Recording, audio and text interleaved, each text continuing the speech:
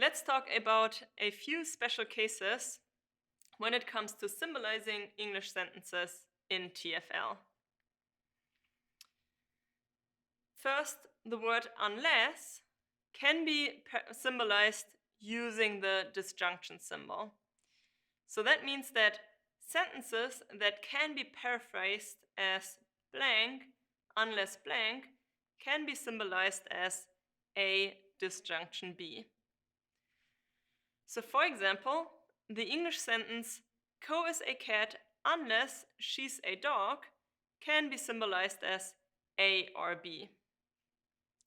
And here we are using the capital letter A to represent the English sentence "Co is a cat", and we are using the capital letter B to represent the English sentence "Co is a dog", and we are using the disjunction symbol to symbolize unless.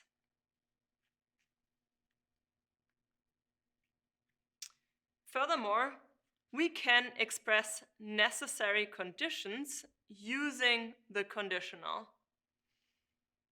A sentence A is a necessary condition for a sentence B if B can't be true unless A is true. In other words, the truth of B requires the truth of A. For example, "Co is a mammal" is a necessary condition for "Co is a cat", given that it is impossible for Co to be a cat and to not be a mammal. In other words, Co's being a cat requires Co's being a mammal. And we can express a necessary condition like this one using the conditional.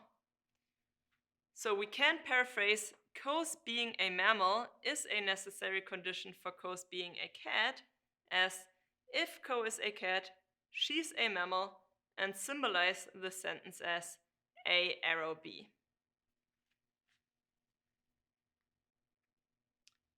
We can also express sufficient conditions using the conditional.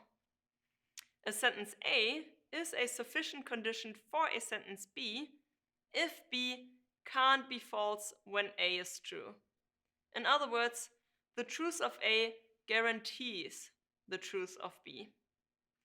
So for example, "Co is a cat" is a sufficient condition for Co is a mammal, since it is impossible for Co to not be a mammal when Co is a cat. Or in other words, Co's being a cat guarantees that Co also is a mammal. And we can express sufficient conditions such as this one by means of conditionals.